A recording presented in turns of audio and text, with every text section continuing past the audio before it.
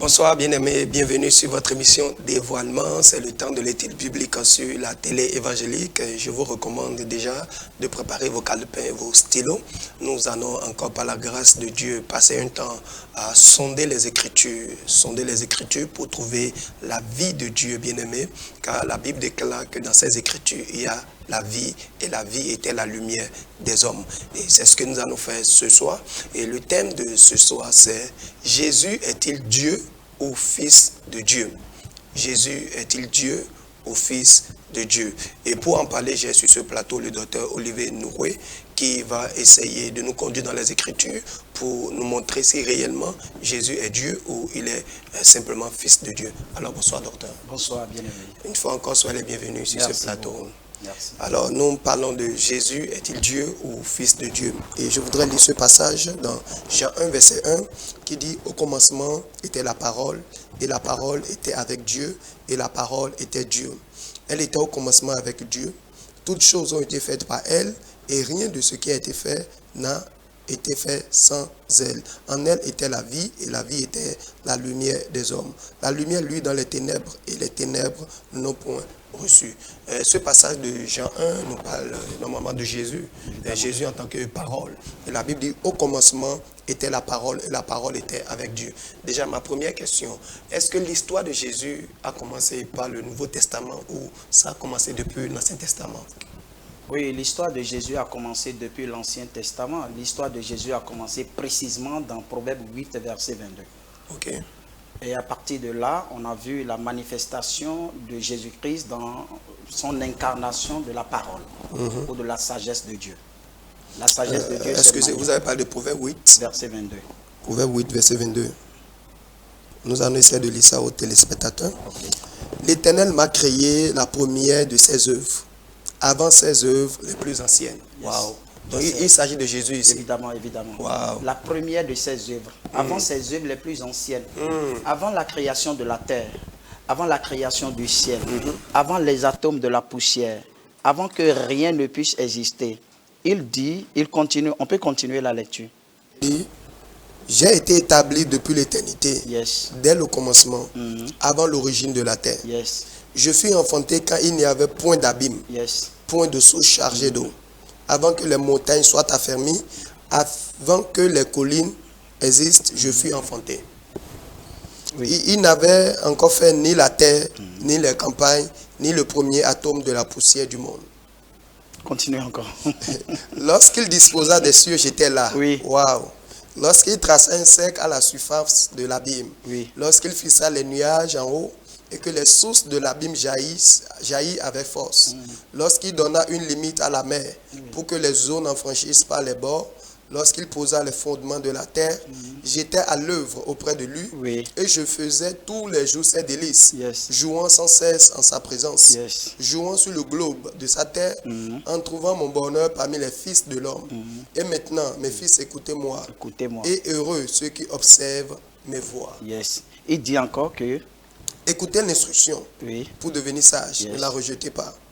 Heureux l'homme qui m'écoute, qui veille chaque jour à mes portes et qui en garde les poteaux. Car celui qui me trouve a trouvé la vie. celui Wow. qui me trouve a trouvé la vie. Wow. Quelle vie? La vie éternelle. Il continue. Et il obtient la faveur de l'Éternel. Yes. Mais celui qui pêche contre moi Il nuit à son âme. à son âme. Tous ceux qui me haïssent aiment Aime la mort. Wow. En réalité, voilà Jésus-Christ personnifié par la sagesse qui parle, qui s'adresse à l'humanité tout entière. Parce que le seul chemin par lequel on peut atteindre Dieu, c'est en réalité cette personne-là. Cette personne-là est la parole de Dieu. Il dit, il était revêtu d'un vêtement teint de sang, son nom s'appelle la parole de Dieu. Et ici, il parle en tant que sagesse. Et l'apôtre Paul a dit, nous prêchons la sagesse mystérieuse de Dieu, cachée depuis des siècles. Et cette sagesse que nous prêchons, c'est la personne de Jésus-Christ. Il est dit dans Apocalypse 3, verset 14, il dit, le premier de toute la création de Dieu. Donc le commencement de la création de Dieu. Cela, quand il dit au commencement était la parole, il fait référence à ce test-là. Okay. Celui qui ne comprend pas bien ce test et qui se limite à Jean 1 dira, et il s'agit de quel commencement? Commencement de l'existence de Dieu? Non, il y a plusieurs commencements. Okay. Il y a le commencement de la création de la terre, et le commencement de la création des anges, le commencement de la création de Jésus-Christ. Il y a plusieurs commencements. De quel commencement parle Jean 1? Tant qu'on n'aura pas compris ça, on croira qu'il s'agit du commencement comme ça, et puis on va surfer sur le verset et ne pas aller en profondeur. Donc, ce qui n'est pas dit. avant le commencement de la terre, il y avait un autre commencement. Il y avait plusieurs commencements. Wow. Oui, les anges ont existé avant la création de la terre, et les anges ont eu un commencement. Vous voyez un peu? Et puis avant même les anges, il y a le commencement de la création de Jésus-Christ lui-même. Là, l'expression qui est adaptée, c'est il m'a engendré. Ce n'est pas il m'a créé. Voilà, il m'a engendré. Parce que Jésus est une émanation de Dieu. Il est une émanation de Dieu et il est distinct de Dieu. En réalité, le mystère de Dieu, de Jésus-Christ, c'est le mystère de l'unité dans la diversité, de l'individualité dans la communauté. Ça, c'est le mystère de Dieu et de Jésus-Christ. Pourquoi?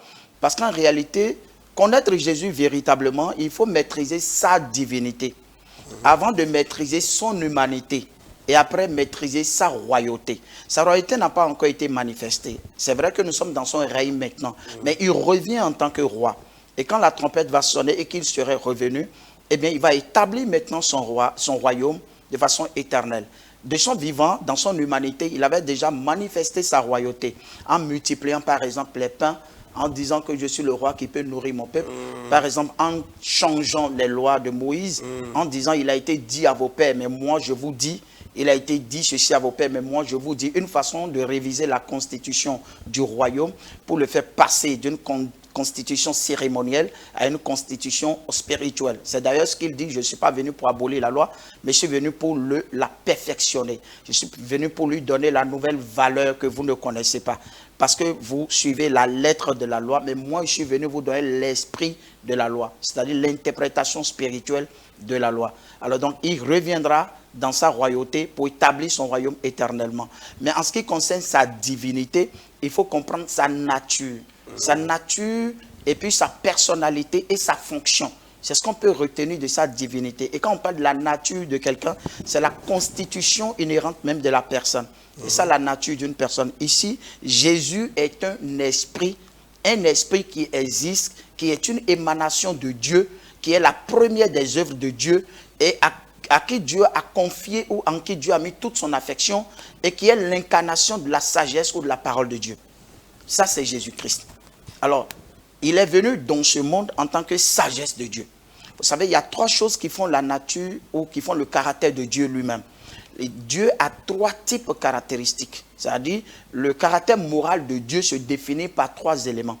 Il y a d'abord la sagesse. Et ensuite, il y a la foi. Et après, il y a l'amour. Donc, la sagesse, la foi et l'amour, c'est la sagesse qui engendre la foi. Quiconque n'a pas entendu parler de la parole de l'évangile ne peut pas avoir la foi. Parce que la parole engendre la foi. Et la foi vient de ce qu'on entend. Et ce qu'on entend vient de la parole de Christ. Et donc, quand vous avez la foi, c'est la foi qui produit maintenant l'amour. Ça veut dire que quelqu'un qui ne peut pas manifester l'amour est en train de démontrer qu'il n'a pas encore la foi de Dieu. Et s'il n'a pas la foi de Dieu, c'est parce qu'il n'a pas encore reçu la sagesse d'en haut. La sagesse d'en haut, c'est toute une vie qui nous permet d'être connecté à Dieu pour produire la foi, c'est-à-dire la confiance extrême en Dieu.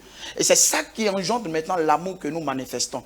Parce que déjà la parole nous permet d'avoir l'esprit qui produit l'amour de Dieu en nous. Donc l'esprit, quand on le reçoit, son action, c'est quoi? Il dit l'espérance ne trompe point, ça je crois, c'est Romains 5. Mais nous avons reçu l'amour de par le fait que l'esprit qui nous a été donné a produit cet amour en nous. Alors donc, celui qui manifeste toutes ces trois caractéristiques de Dieu, vous voyez, il devient ressemblance de Dieu, ou bien il devient image de Dieu, ou bien il devient conforme à Dieu, ou bien il devient Dieu. Voilà. Et Jésus l'a manifesté. Jésus l'a manifesté. Il est même l'incarnation des caractères de Dieu. C'est pourquoi on dit qu'il est l'incarnation de la plénitude de la divinité. Quand on parle de la plénitude de la divinité, ce n'est pas un degré. Ce n'est pas une dose qu'on a renversée en quelqu'un. Non, c'est un état d'esprit. C'est un état, c'est une vie en réalité. Jésus est la pleine sagesse de Dieu. Il est la pleine foi de Dieu. Il est le plein amour de Dieu. De ce fait-là, il est en même temps Dieu. Voyez. Et c'est ce que Dieu voulait faire de l'humanité quand il a décentralisé son pouvoir sur la terre. En réalité, la Bible dit qu'il a créé la terre pour les hommes. Il a établi les hommes qui devaient vivre les 3 caractéristiques et le représenter sur la terre. Dominer tout ce qui est matériel et lui rendre compte de tout ça. Mais qu'est-ce qui s'est passé? 3 choses justement sont venues détruire les qualités de Dieu en nous. Il y a d'abord l'orgueil, il y a l'égoïsme et il y a l'hypocrisie. Voilà les 3 choses qui ont pris place et ont remplacé les 3 caractères de Dieu en nous. Et vous voyez quelqu'un, il est orgueilleux, il ne sait même pas qu'il est orgueilleux. Il est égoïste, il ne sait pas qu'il est égoïste. Il est hypocrite, il ne sait pas qu'il est hypocrite. Qu'est-ce qui peut supprimer ces 3 caractères diaboliques, sombres, noirs dans la vie de quelqu'un? C'est lorsqu'il écoute la parole de Dieu. Or, la parole de Dieu, c'est Jésus-Christ. La parole de Dieu, c'est l'évangile. La parole de Dieu, c'est le royaume de Dieu. La parole de Dieu, c'est l'œuvre de la croix. C'est déjà ce qui nous permet d'avoir accès à l'Esprit de Dieu. Alors, personne ne peut avoir accès à l'Esprit de Dieu s'il n'écoute la parole de Dieu, ne la comprend, ne l'accepte et ne la confesse. En ce moment, on dit à ceux qui l'ont cru en son nom, à ceux qui l'ont reçu, il a donné le pouvoir de devenir enfant de Dieu. Et ce pouvoir-là, c'est le Saint-Esprit. Le pouvoir de devenir, c'est le Saint-Esprit. Alors donc, dès que vous acceptez la parole, Dieu vous donne 2 choses gratuitement. La foi qui vient de Dieu et l'Esprit qui vient de Dieu. Vous devenez ainsi enfant de Dieu. Et c'est quand vous devenez enfant de Dieu que vous cultivez maintenant le caractère de Dieu. Et Jésus est tout cela. Vous voyez un peu? Et là, comme ça, on parle de sa divinité. Okay. Oui. On parle de sa divinité. Maintenant, il a aussi sa personnalité. La personnalité de quelqu'un, vous savez, lorsqu'on parle d'une personne, on parle de 3 choses. On parle de l'intellect, c'est-à-dire tous les éléments, les facultés de la pensée et tout.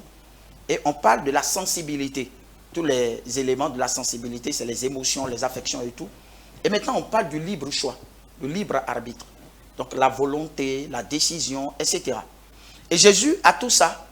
Donc à un moment donné, il peut dire, je ne fais pas ma volonté.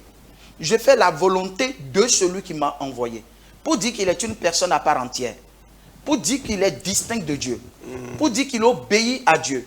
Pour dire que Dieu n'exerce pas de la dictature sur lui. Pour dire que Dieu n'est pas un dictateur. Pour dire que Dieu crée tout libre. En tout cas, tout ce qui est de nature morale, Dieu les crée toujours libres.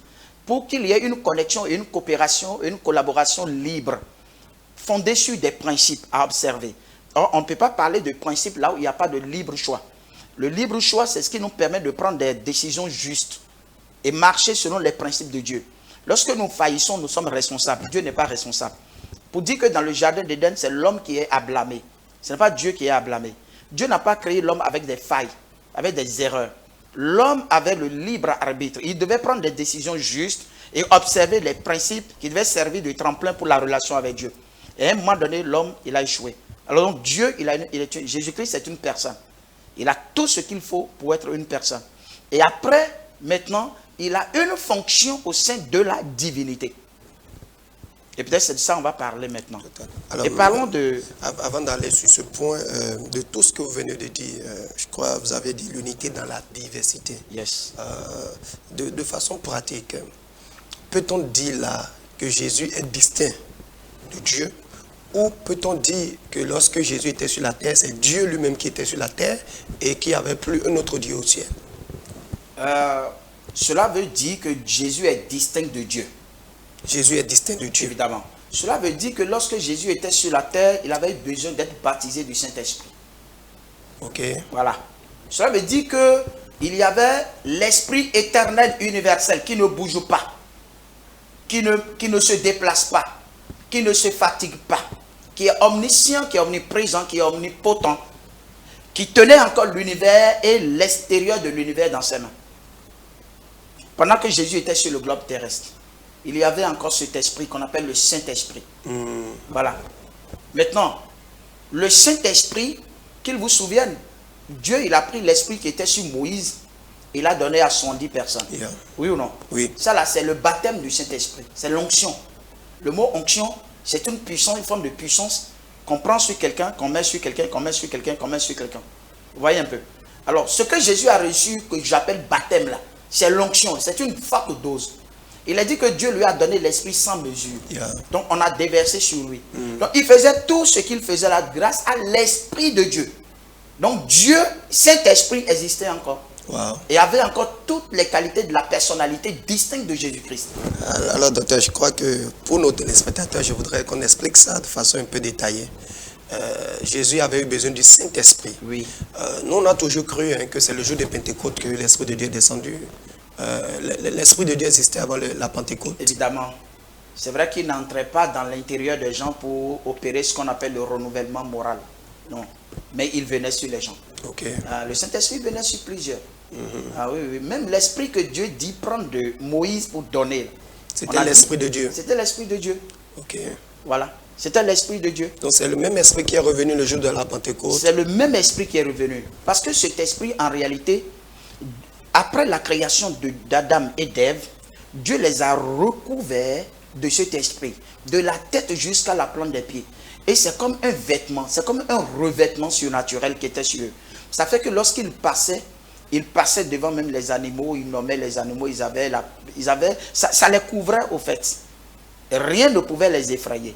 Mais il est dit qu'après le péché, ils se sont retrouvés nus. Qu'est-ce qui justifie cette nudité? Donc ça veut dire que l'Esprit les a laissés. Évidemment.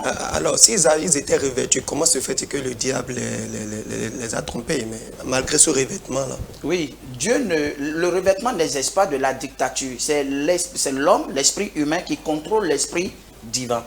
L'esprit divin ne vient pas pour exercer. Je peux être rempli du Saint-Esprit jusqu'au ciel. Si lors de la tentation, comme Jésus lui-même a été tenté, si je trouve mon intérêt dans la proposition diabolique, je vais vouloir en profiter. Okay. Et comme ça, l'esprit va partir. Okay. Oui. Yeah, okay. Lui, il ne vient pas pour exercer de la dictature sur moi. Non, non, non, non. Donc ça veut dire que quel que soit le degré de revêtement, la volonté humaine travaille toujours. Évidemment. C'est d'ailleurs pour ça que Jésus a dit, je ne fais pas ma volonté. Exactement. Parce qu'il a ce qu'on appelle il a compris la vanité des vanités. Il a compris la vie éphémère de l'homme. Il a compris aussi qu'il est venu de quelque part et qu'il doit repartir là-bas. Okay. En réalité, qu'est-ce qui fait que nous, on tombe dans le péché? C'est peut-être une petite parenthèse que j'ouvre, sur laquelle tu ne vas pas revenir. Ce qui fait que nous, on tombe facilement dans le péché, c'est que nous ne maîtrisons pas les 5 questions de la vie humaine. D'où est-ce que nous sommes venus? Qui est-ce que nous sommes? Pourquoi nous sommes ici? Qu'est-ce que nous avons comme don, puissance et talent? Et où est-ce que nous allons partir après ici? Si jamais quelqu'un trouve réponse à ces 5 questions-là, je vous parie, sa vie va changer en quelque chose. En tout cas, dans le surnaturel, bien sûr. Et il aura tendance à profaner le bien matériel. Or, la loi spirituelle dit, toutes les fois que vous profanez quelque chose, la chose s'attache à vous. Donc, c'est en renonçant aux biens matériels de ce monde que nous avons la possibilité de les gagner. Wow. C'est quand nous courons derrière les biens matériels que ça nous fuit. Wow. Au lieu de rechercher premièrement le royaume de Dieu et la justice de Dieu, et dire non aux choses de la terre, et Dieu va nous les donner par-dessus pour servir le but de notre existence sur la terre. Nous ne faisons pas comme ça. Nous courons derrière ces choses-là.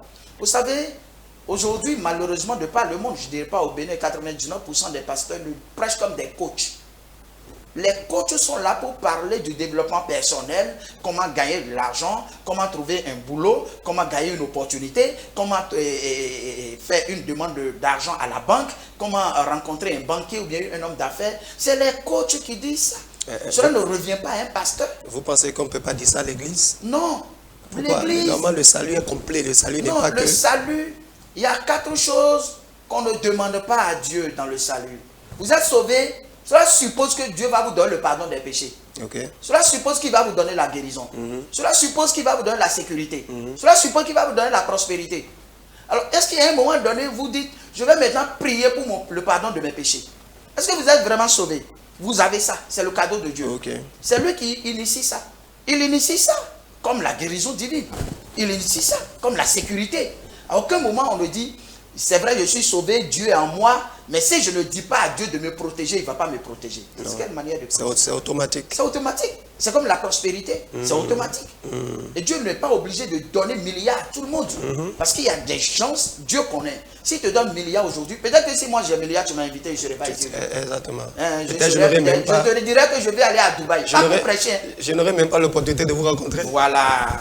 Donc Dieu, quand il vous veut, dans un secteur donné, utile pour lui sur la terre. Wow. Il ne vous charge pas des fardeaux de biens matériels de la terre. Wow, ça c'est fort.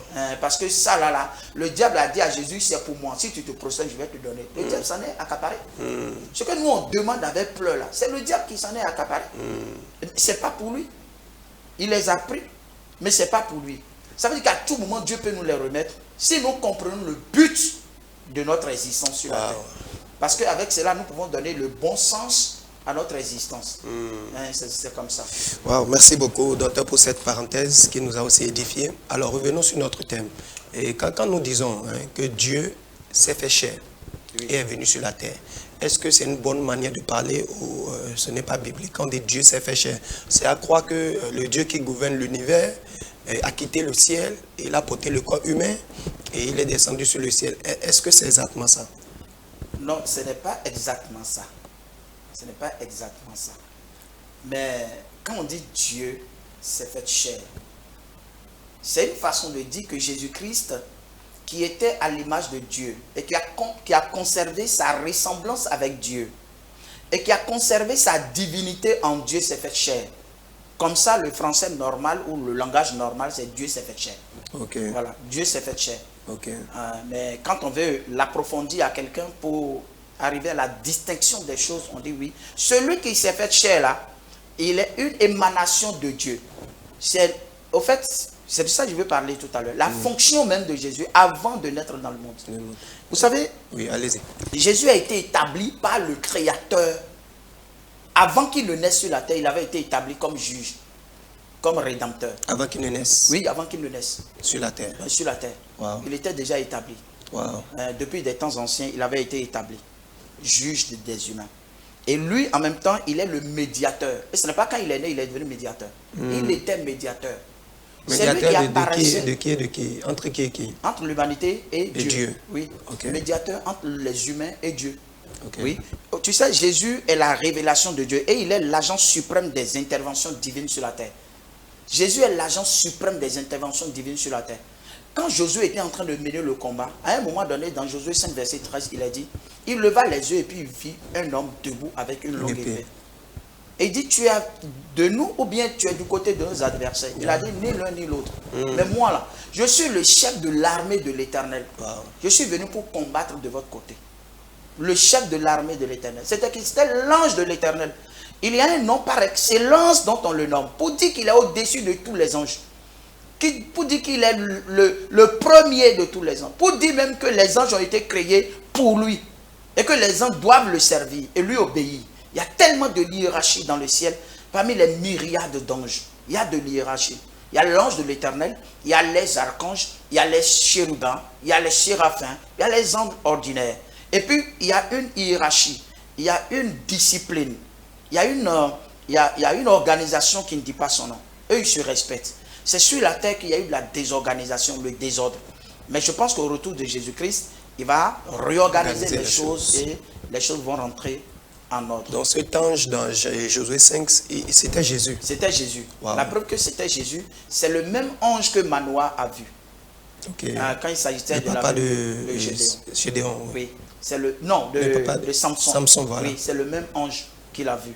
Et cet ange, il a demandé son nom, comment on t'appelle. Je pense que c'est dans Juge 13. Il dit, mon nom s'appelle merveilleux. Merveilleux. Je veux dire admirable. Et quand on a lu Ésaïe 9, verset 7 au verset 5, il est dit, on l'appellera admirable, conseiller. C'est le même personnage. Il a donné son nom. Et c'est le même ange de l'Éternel que Moïse a vu. C'est le même ange que Abraham a vu quand il voulait sacrifier Isaac. Wow, donc ce n'était pas Dieu lui-même, comme on le dit. Au fait, cet ange-là est le médiateur. Quand il n'est pas quelque part, la voix de Dieu ne résonne pas. Wow. Si vous entendez dans la Bible, Dieu a dit, c'est parce que l'ange de l'Éternel est présent sur la terre. Wow. En tant que médiateur, c'est sa fonction. Wow. Quand il n'est pas quelque part, Dieu ne dit rien. Donc quand vous observez bien dans l'Ancien Testament, on dit Dieu a parlé. Dieu a parlé. C'est que l'ange de l'Éternel était présent. Regardez la communication. On dit de Moïse, quand il se baissait pour voir dans le buisson ardent, l'ange de l'Éternel lui apparut. Et puis on dit, et l'Éternel dit à Moïse. Vous voyez, l'Éternel dit à Moïse. Pourquoi? À cause de la présence de l'ange de l'Éternel. Dans Ésaïe 63, verset 9, on dit, l'ange qui est devant la face de l'Éternel les a sauvés. A sauvé qui? A sauvé Israël. Donc, quand Dieu disait à Israël, ou bien à Moïse, je t'enverrai mon ange qui te conduira. Prenez garde de lui obéir et d'observer tout ce qu'il dira. Il parlait de qui? De l'ange de l'Éternel. Et c'est lui qui les a vraiment conduits. Et il a remporté la victoire, il les a protégés jusqu'à destination.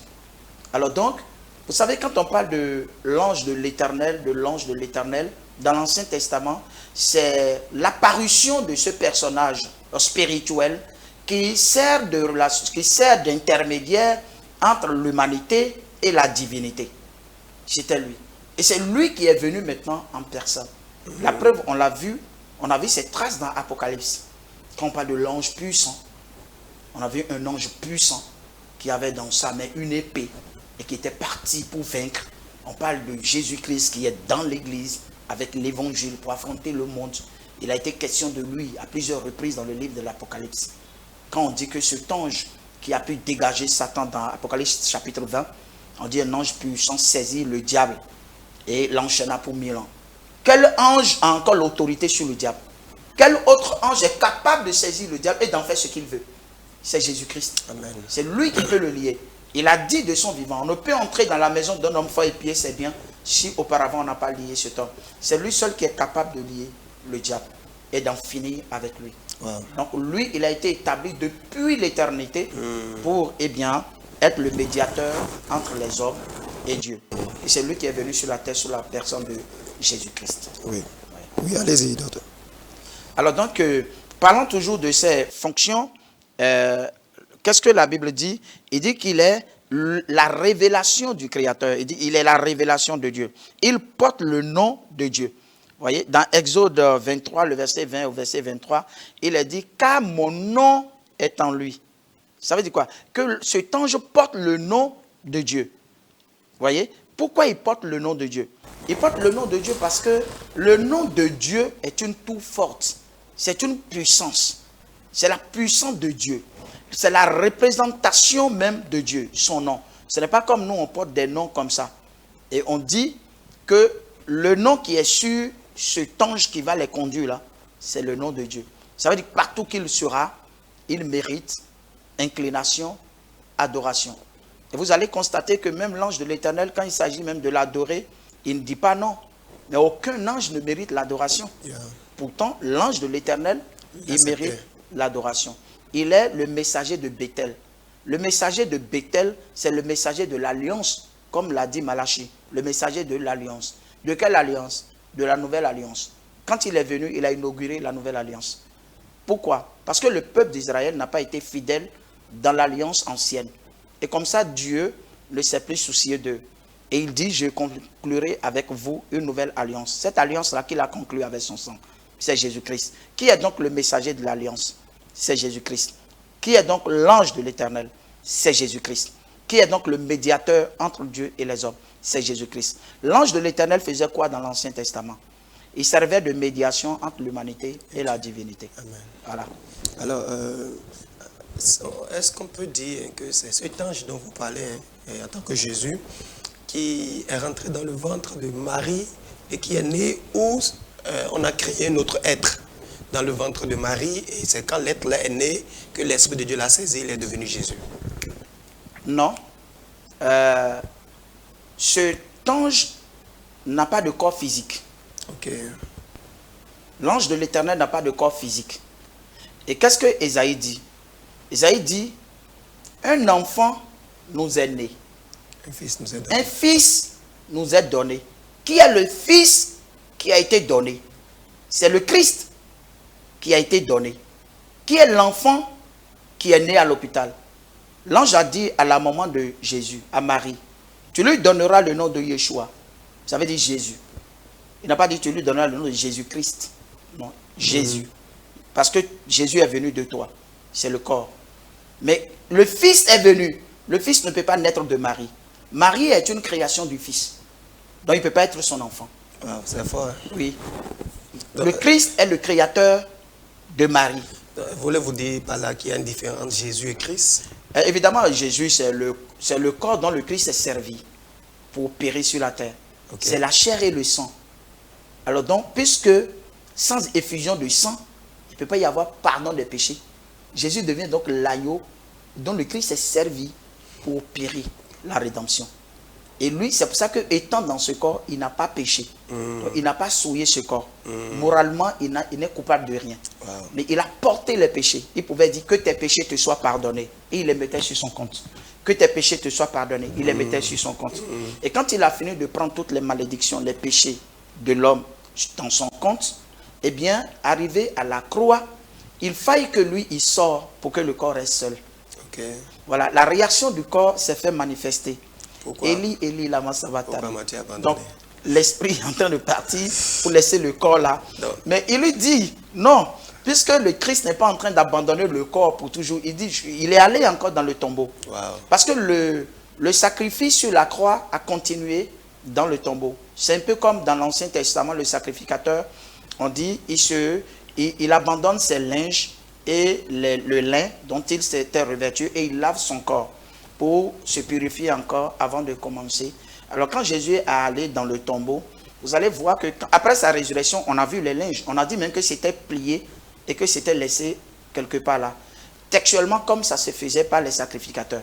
Quand il a fait le sacrifice, il est allé dans le sein de la terre. Parce qu'il a dit, j'irai dans le sein de la terre comme Jonas fit 3 jours, 3 nuits dans le ventre du poisson. Ainsi le Fils de l'homme fera 3 jours, 3 nuits dans le sein de la terre. Donc il a appelé là où il partait, là, le sein de la terre. Et quand il disait ça, il ne faisait pas allusion au tombeau. Le tombeau, c'est juste qu'on creuse un petit trou là. Mais quand on dit le sein de la terre, c'est le Hades même, c'est le Sheol. Dans le Sheol, il y a 2 compartiments. Il y a le sein d'Abraham là-bas et puis il y a le tourment là-bas. Et c'est là-bas qu'il est parti. Et c'est Pierre qui a donné la révélation. Il dit dans lequel il est allé prêcher aux esprits qui étaient enfermés dans la prison. Et c'est pour ça d'ailleurs que Matthieu peut nous dire dans son chapitre 27, le verset 52, il dit qu'après la résurrection de Jésus-Christ, les sépulcres s'ouvrirent. Et plusieurs des saints qui étaient morts revinrent à la vie. Ils investirent le camp de Jérusalem. Plusieurs les ont reconnus. Et maintenant, quand il partait, il est parti avec les captifs. Étant monté, il est monté avec les captifs. Donc, il est parti avec ces saints-là. Wow. Désormais, quand un saint, c'est-à-dire un chrétien meurt, il ne descend plus dans le sein de la terre. Mais il est là où Jésus est. C'est pourquoi Paul dit, absent de corps, c'est présent avec le Seigneur. Désormais, dans ce lieu où nous allons, le diable n'a plus accès à là-bas. Pourquoi? Parce qu'il nous a ressuscités ensemble ici, Jésus-Christ, bien sûr, et nous a fait asseoir dans les lieux célestes. Or, le ciel et la terre, là, sont désormais séparés. Le ciel et la terre sont désormais séparés. Avant, le diable contrôlait la terre à partir du ciel. Mais désormais, il a été précipité sur la terre, c'est fini. Il a été enchaîné. Il ne peut plus exercer cette autorité sur les enfants du royaume de Dieu. Nous sommes dans le monde, mais nous ne sommes pas du monde. Le monde est donc divisé en 2. Il y a ceux qui sont dans le monde qui sont les habitants du ciel. Il y a ceux qui sont dans le monde qui sont les habitants de la terre. Et c'est à eux, malheur à eux. À moins qu'ils acceptent l'évangile que nous prêchons. Vous voyez, donc c'est tout ce que Jésus a fait. C'est autant de choses que Jésus a fait pour nous. Amen. Alors, je disais aussi qu'il est le médiateur. Il est le médiateur. Quand est-ce qu'il est devenu médiateur? Depuis la chute. Pourquoi? Dans le jardin d'Éden. Oui, dans le jardin d'Éden. Pourquoi? Parce que la Bible dit que tout ce que Dieu a créé là, Dieu les a créés pour lui et par lui. Donc c'est pour lui. Si la chose est pour lui et que la chose est perdue, qui ira à la recherche de la chose?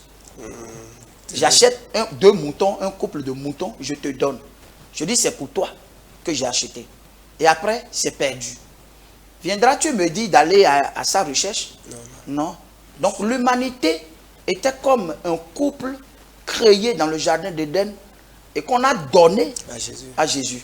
Donc quand c'est perdu, lui il est venu, le Fils de Dieu, est venu chercher ce qui était perdu. Wow. Et il a retrouvé effectivement. Il a donné plusieurs paraboles dans ce sens-là, pour dire qu'il est vraiment venu à la recherche de l'humanité. Et qu'effectivement, il nous a trouvés. Et sa joie a été grande de nous retrouver. Donc, toutes les fois que quelqu'un accepte Jésus comme son Seigneur et Sauveur, il rentre dans le troupeau, il rentre dans la maison, il rentre dans la famille. Voyez un peu. C'est pour ça qu'il a donné une parabole que j'aime beaucoup. La parabole du fils prodigue. Dans la parabole du fils prodige, il dit que le plus jeune, vous voyez, il dit la parabole comme si le père avait 2 fils. Oui. Vous voyez, non? Mais que l'aîné n'a pas réclamé son droit. Mais le plus jeune, qui est le plus jeune? Quand on lit le livre de Luc, je pense le chapitre 3, le verset 38, on a appelé Adam fils de Dieu. De la même manière qu'on appelle Jésus fils de Dieu, on a appelé Adam aussi fils de Dieu. On a dit Enoch qui est fils de Seth, Seth qui est fils de Adam, Adam qui est fils de Dieu. Vous voyez un peu? Donc s'il est fils de Dieu, au même titre que Jésus, ça veut dire qu'il y a 2 fils de Dieu. Yeah. Donc quand il dit que le père a 2 fils, mais que c'est l'aîné qui a réclamé son droit et allé gaspiller ça, c'est d'Adam il parlait. Okay. Il est parti gaspiller ça dans l'immoralité, dans la débauche, dans la méchanceté, dans l'idolâtrie. Il a perdu cette position de fils. Donc Adam est le plus jeune, parce que Jésus existait depuis avant Adam. Oui, voilà. Adam est le plus jeune. Wow. Donc c'est lui qui a gaspillé tout son trésor. Pendant ce temps, nous étions où? Dans ses reins, dans les reins d'Adam. Voyez? Donc nous sommes tous nés à l'étranger, dans la débandade et dans la débauche. Voyez? Donc maintenant, qui est venu à la recherche? C'est le fils aîné. Lui, il est descendu dans le champ. C'est pourquoi on a dit dans la parabole que lorsqu'il a fini de gaspiller toute sa richesse, il a été embauché par un monsieur qui lui fait travailler dans un champ. Le champ, c'est le monde. Mais dans ce champ-là, il y avait des porceaux. C'est-à-dire le péché à outrance. Et lui, il travaillait, il nourrissait ces porcs-là. Donc, son activité était le péché. On buvait le péché. On mangeait le péché. On se nourrissait du péché. Et il a même dit qu'il a souvent envie de manger ce qui appartenait aux porcs-là, mais personne ne lui en donnait.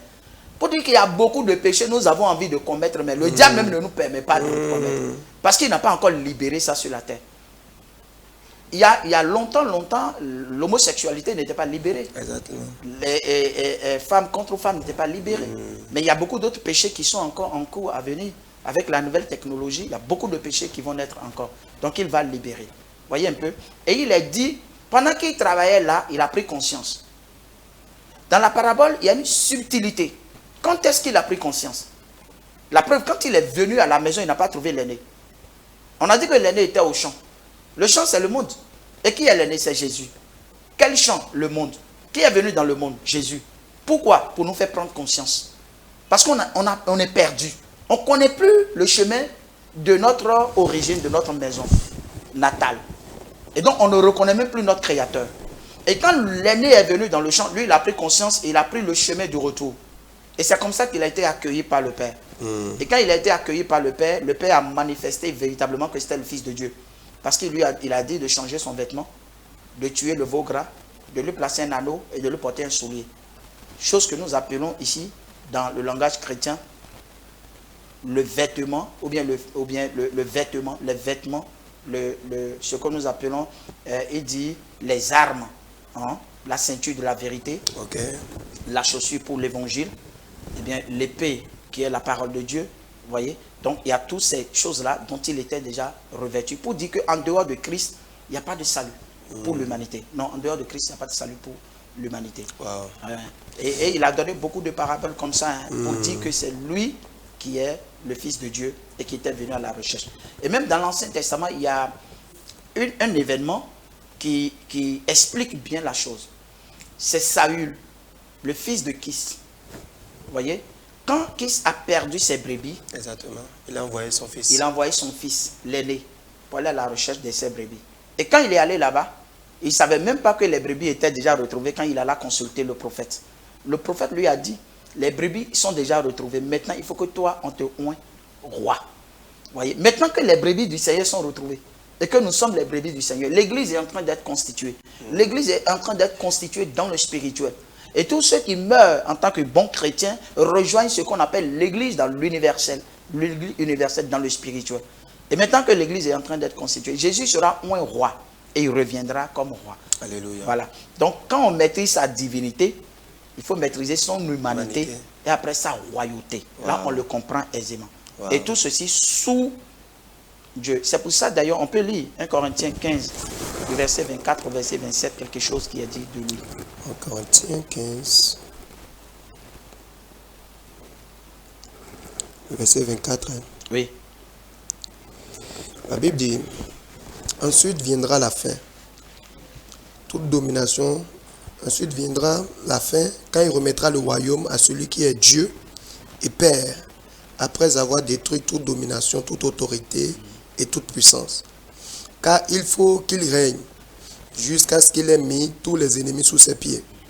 Le dernier ennemi qui sera détruit, c'est la mort. Dieu, en effet, a tout mis sous ses pieds. Mais lorsqu'il dit que tout lui a été soumis, il est évident que celui qui lui a soumis toutes choses est accepté. C'est quoi le mot accepté? Il n'est pas dedans. Il n'est pas dedans. Et ce n'est pas par erreur. Hein. Donc ça dit que... Celui qui lui a soumis toutes choses est accepté. Toutes choses, eh bien, ont été soumises à Jésus. Par qui? Par Dieu. Par Dieu. Et quand on dit que toutes choses lui ont été soumises, il est évident que celui qui lui a soumis toutes choses est accepté. Donc il n'est pas dedans. Et cela va se passer pendant son règne. Okay. Voilà, quand il sera de retour comme roi. C'est pour ça que si nous avons l'occasion de parler, de décrypter le livre de l'Apocalypse, on parlera vraiment de sa royauté. Parce que tu sais, en petite parenthèse, hein, le livre de l'Apocalypse compte 22 chapitres. Mais du chapitre 1 au chapitre 11, nous avons l'humanité de Jésus. Et du chapitre 12 au chapitre 22, nous avons sa royauté. Vous voyez un peu? Donc Jésus s'est manifesté. C'est pourquoi du chapitre 1 au chapitre 11, nous avons ce que Jésus est en train de faire avec l'Église dans le monde. Comment il est en train de conquérir le monde avec l'Évangile. Il travaille avec nous actuellement. Il est dans le monde avec nous. Et nous, il est en nous. Et nous sommes en train, eh bien, de combattre le monde et conquérir. Et nous sommes en train de conquérir le monde pour la cause du royaume de Dieu. Quand la trompette va sonner, c'est fini. Nous entrerons dans la phase du royaume. Voyez? Et en ce moment-là, il faut que le jugement intervienne pour que nous vivions maintenant éternellement. Alléluia. Alléluia. Merci beaucoup, docteur. Je crois que nous avons entendu beaucoup de choses. Alors, je voudrais vous demander, nous sommes en train d'aller vers la fin. Alors, si quelqu'un vous demande, Jésus était Dieu ou Fils de Dieu, de façon courte, qu'est-ce que vous allez lui répondre? Ok, je lui réponds, Jésus est Fils de Dieu. Parce Jésus est Fils de Dieu. C'est de ça que lui, il a besoin. Nous avons besoin de savoir que Jésus est Fils de Dieu pour devenir Fils de Dieu. Okay. Celui qui ne connaît pas Jésus en tant que Fils de Dieu aujourd'hui ne peut pas devenir enfant de Dieu. Il dit, nous avons cru en lui. Nous avons cru au Fils de Dieu. C'est parce que nous avons cru au Fils de Dieu que nous sommes devenus enfants de Dieu. Okay. Voilà. Et il a bien dit, celui qui m'honore, honore Dieu. Pourquoi chercher de façon théologique à connaître que c'est lui le Dieu, c'est lui qui n'est pas Dieu, c'est lui qui est moitié Dieu, c'est lui qui est divin, etc. Si déjà on ne le sait pas comme Fils de Dieu. C'est ça. Ce qui est important, c'est de savoir qu'il est Fils de Dieu. C'est tout. Pourquoi la Bible dit qu'il est Fils de Dieu? Il est Fils de Dieu pour nous récupérer en tant que Fils de Dieu. Pour faire de nous Fils de Dieu. Pour s'identifier à nous ou bien que nous nous identifions à lui. C'est ce dont nous avons besoin. Ça veut dire que vous donnez raison aux musulmans qui ne croient pas que Jésus est Dieu. Mais s'ils ne croient pas que Jésus est Dieu, alors qu'ils se convertissent, je ne leur donne pas donc raison. Non, qu'ils se convertissent au Christ, puisque en dehors de Christ, on ne peut même pas avoir accès à Dieu. C'est ce qu'eux, ils n'acceptent pas en fait. Ah, s'ils n'acceptent pas ça, ça veut dire qu'ils n'ont pas compris. Et pour eux, c'est que Jésus n'est qu'un prophète, et Jésus n'est qu'un maître qui est venu parler des choses de Dieu sur la terre. Non, Jésus n'est pas qu'un prophète. Non, Jésus n'est pas qu'un prophète. Jésus est le médiateur. Jésus-Christ est le médiateur entre le Créateur et l'humanité. Pour ne pas dire entre la divinité et l'humanité. Il est le médiateur. Sans lui, il n'y a pas accès au Créateur. Sans Jésus-Christ, il n'y a pas accès au Créateur. Il est le chemin. Il est la vérité. Il est la vie. Quiconque voudra aller au Père, eh bien, passera forcément par lui. C'est en cela qu'il est Fils de Dieu. Donc, s'il n'est pas Fils de Dieu, alors donc nous n'avons pas de salut. Parce que quelqu'un s'est identifié à nous et est venu dans le monde. Et lui, il n'est pas homme. Il n'est pas né d'Adam. Non, il n'est pas né d'Adam. C'est pour dire que celui qui est sorti du ventre de Marie, là, n'a pas des gènes masculins. Non, il n'est pas né d'un homme. Nous tous, nous sommes sortis d'Adam. Mais lui, il n'est pas sorti d'Adam. Lui, il est Fils de Dieu. Alors, il a été Fils de Dieu avant de venir dans ce monde. Ce n'est pas quand il est venu ici qu'il est Fils de Dieu. Il était Fils de Dieu, le premier-né de toute la créature. Et sa fonction était de servir comme médiateur entre la divinité et l'humanité. Et rien ne peut se passer sur la terre en dehors de lui. Tout est pour lui et tout, il a la domination sur tout. Toute chose. Donc, quiconque rejette le Christ, rejette son éternité. Très bien. Personne n'aura accès à l'éternité si il ne passe pas maintenant par Jésus-Christ. C'est la vérité, ça. Amen. Oui. Donc, si quelqu'un est musulman et qui nous suit, il est important qu'il sache que les débats, il est Dieu, il n'est pas Dieu là. C'est des débats inutiles. Est-ce que ton cœur là est déjà régénéré par la puissance de Jésus-Christ? Amen. Voilà. Alors, Marie a-t-il accouché Dieu ou Marie a-t-il accouché Jésus? Marie a accouché Jésus. Il n'a pas accouché Dieu. Non. Il n'a pas accouché Donc, Dieu. quand nous entendons Marie, mère de Dieu, tout ça, c'est... Marie, mère de Dieu, c'est un abus de langage. Je pense que c'est les religieux qui l'emploient. Ok. Marie, mère de Dieu. Non, Marie ne peut pas être mère de Dieu. Marie est mère de Jésus. En l'intérieur de Jésus, il y a un personnage qui a créé Marie, qui existait avant Marie, qui existait avant le monde, avant toute chose, qui était au commencement de toutes choses, et qui est le premier-né de toute la création, qui a incarné Jésus. Qui a incarné Jésus, que Marie a mis au monde. Et c'est cet être surnaturel, spirituel, qui a fait fonctionner le corps Jésus tout le temps. Ok. Voilà. Et maintenant, il a transformé le corps Jésus en un corps spirituel pour qu'il ait désormais un corps extradimensionnel. Ce que nous aurons nous aussi après. Nous allons, après la résurrection, nous aurons un corps extradimensionnel.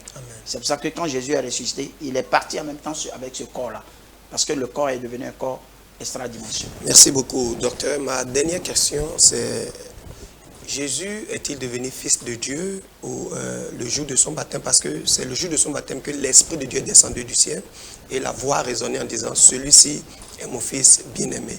Alors, tout ce temps avant son baptême, il était qui? Est-ce qu'il était un homme ordinaire ou c'est depuis le jour où Marie a accouché Jésus que le Christ est descendu dedans? Je ne sais pas si vous comprenez. Je voudrais savoir si c'est quand Jésus est né que Christ est rentré dedans en même temps, ou c'est quand il est allé se baptiser que Christ est rentré dedans et est devenu Jésus-Christ? Évidemment, quand il grandissait comme tout être humain, mais en sagesse, en statut. Il grandissait avec cet état d'influence qui n'était pas naturel et qui n'était pas ordinaire, qui n'était pas propre à tous les humains. Jusqu'au jour de son baptême où il a été confirmé. Alors, en ce jour-là, l'Esprit est descendu sur lui et il a été confirmé. Voyez? Donc, il y a déjà cette personne qui a incarné le corps et qui grandissait et qui attendait que le corps grandisse, grandisse jusqu'à l'âge de 30 ans, l'âge de la maturité. Et puis, lorsque le corps a grandi, alors que la personnalité spirituelle était déjà à l'intérieur, et bien maintenant, il faut qu'il soit revêtu de la puissance d'en haut pour rentrer dans les 3 ans et demi de son ministère. Voyez. Alors, l'onction qu'il a reçue en ce jour-là était une confirmation. La preuve, la voix de Dieu a dit, celui-ci est mon fils bien-aimé. Ce n'est pas en ce moment-là qu'il devenait fils. C'est parce qu'il était fils. Donc, c'est une confirmation. C'est une confirmation. Celui-ci est mon fils, en qui j'ai mis toute mon affection. Donc, Dieu a confirmé que celui qui était là n'était pas un être ordinaire. Amen. Oui. Merci beaucoup, docteur.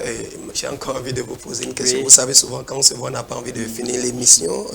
C'est ma dernière question. Est-ce que quand un chrétien aujourd'hui va grandir en sagesse, en amour et en foi, comme vous l'avez dit, les 3 choses, sagesse, amour et foi, est-ce qu'il peut dire qu'il a aussi Dieu? Oui, tu sais, d'abord, dans ce qui est dit dans Jean 17, là, il dit, moi en toi, eux en moi, et Dieu, Jésus-Christ et nous devenons combien dans ce cas? Un. Voilà. Quand vous avez la foi, rien n'est impossible à vous. Oui. Parce que de la même manière que rien n'est impossible à Dieu, tout est possible à celui qui a la foi. Et comme ça, il atteint le niveau de la divinité. Il rentre dans l'unité de Dieu. Et quand on rentre dans l'unité de Dieu, on devient Dieu. Vous voyez un peu? Et Dieu a dit quoi? Il dit, j'avais dit, vous êtes des dieux. Cependant, vous tomberez comme des princes vulgaires. Et maintenant, nous avons retrouvé notre divinité. Nous sommes redevenus Dieu. Vous voyez? Et quand on dit Dieu, il faut comprendre. J'oubliais. Il faut que je mette l'accent dessus. Le Créateur, il est appelé Dieu. Jésus-Christ, le Rédempteur, il est appelé Dieu. Les anges sont appelés Dieu. Les humains sont appelés Dieu. Le diable, il est appelé le Dieu de ce monde. Vous voyez un peu? Pour dire que, quand on dit l'attribution de Dieu, ne vous donne pas un statut égale au Créateur. C'est juste un nom. C'est juste une attribution. Une attribution, Voilà. voilà. C'est juste une attribution. Mais ça ne vous dit pas que vous avez le même statut Ok. de Dieu. Ok. Voilà. Donc, tant nous, on accepte Jésus, on reçoit le Saint-Esprit, on retrouve notre divinité, on devient Dieu. Mais pas que nous sommes Dieu, le Créateur. Ok. Voyez un peu. Ok. Voilà, c'est un peu ça. Merci beaucoup, docteur. Jésus est-il Dieu ou Fils de Dieu? Nous l'avons compris, Jésus est Fils de Dieu, mais nous devons le considérer des fois dans sa divinité aussi, où il manifeste les mêmes natures que Dieu, la sagesse, la foi et l'amour. Nous devons aussi le voir dans son humanité et aussi dans sa royauté, comme nous l'avons entendu. Bien aimé, voilà que c'est vraiment clair. Les débats, Jésus est-il Dieu ou Fils de Dieu, ce n'est pas là la chose, mais c'est le fait de connaître Jésus comme Fils de Dieu, afin de devenir Fils de Dieu également, pour être sauvé. Que Dieu nous bénisse. Le vendredi prochain, nous allons nous retrouver encore pour un autre sujet. Merci, à la prochaine.